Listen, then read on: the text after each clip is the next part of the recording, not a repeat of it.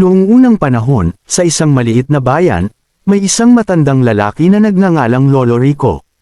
Kilala siya sa kanilang lugar bilang isang mabait at matalinong tao. Madalas siyang puntahan ng mga bata para magpaturo at makinig ng mga kwento. Sa bayan din na iyon nakatira sina Antet at Guy, dalawang magkaibigang bata na palaging magkasama sa kanilang mga laro at pag-aaral. Isang araw, nagpunta sila kay Lolo Rico para humingi ng kwento. "Lolo Rico, kwentuhan niyo po kami," sabi ni Antet na puno ng kasabikan. "Opo, Lolo Rico, gusto namin ng isang kwentong puno ng adventure," dagdag ni Guy. Ngumiti si Lolo Rico at nagsimula ng kanyang kwento. "Noong kabataan ko," nagsimula si Lolo Rico, "may isang mahiwagang kagubatan sa dulo ng ating bayan. Maraming nagsasabi na may nakatagong kayamanan doon, pero puno ng mga pagsubok at panganib." Lumiwanag ang mga mata ni na Antet at Guy.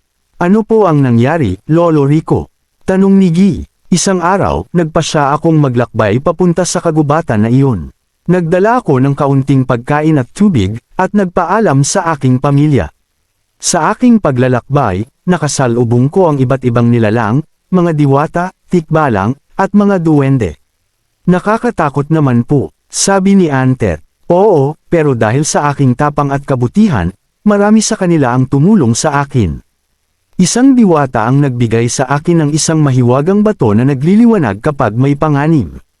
Isang tikbalang naman ang nagturo sa akin ng tamang daan patungo sa kayamanan." "At nahanap niyo po ba ang kayamanan?" tanong ni Guy na puno ng pananibik. "Oo," sabi ni Lolo Rico habang nakangiti.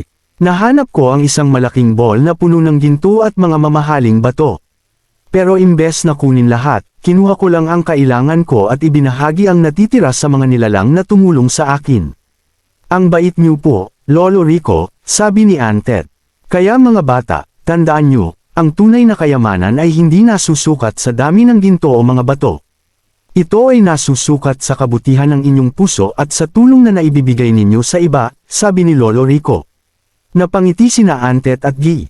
"Salamat po, Lolo Rico. Pangako po, magiging mabuti kaming tao at tutulong sa iba," sabi ni Guy. At mula noon, lagi nilang isinapuso ang aral ni Lolo Rico. Nagpatuloy sila sa pagiging mabubuting bata, at tuwing magkukwentuhan sila, lagi nilang naaalala ang mga kwento at aral ng kanilang mahal na Lolo Rico. At dito nagtatapos ang kwento ni na Lolo Rico, Antet, at Guy.